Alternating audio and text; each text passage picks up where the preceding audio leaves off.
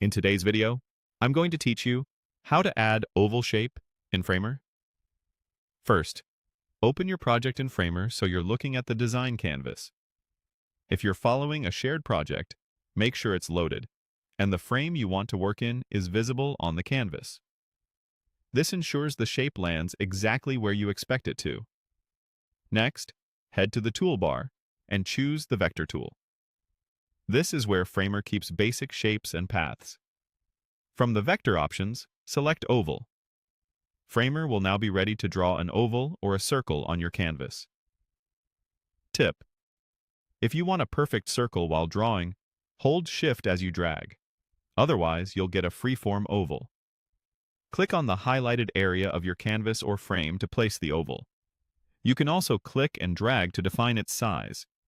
Placing it within the correct frame helps your layout behave predictably across breakpoints. With the oval selected, look to the right side Properties panel. You'll see layout controls for positioning. Click Absolute to review how the shape behaves when it's pinned to a fixed spot.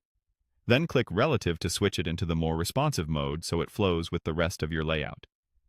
This quick toggle helps you confirm you're using the positioning that matches your design intent. Now, walk through the highlighted controls in the panel and on the canvas.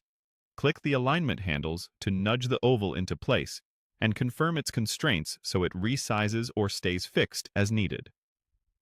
Use the highlighted selection areas to verify the layer is targeted and to fine-tune its placement without accidentally selecting the frame behind it.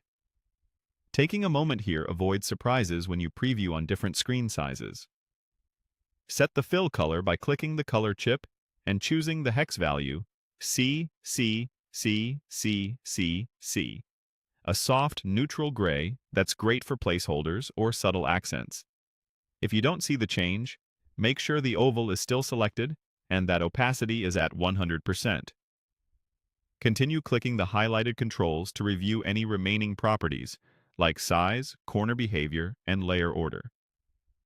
Confirm the stroke is off if you want a clean, flat shape, and ensure the oval sits above or below nearby elements as intended.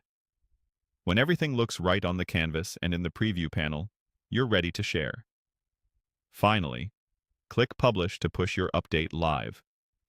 Framer will build and deploy your changes, and your new oval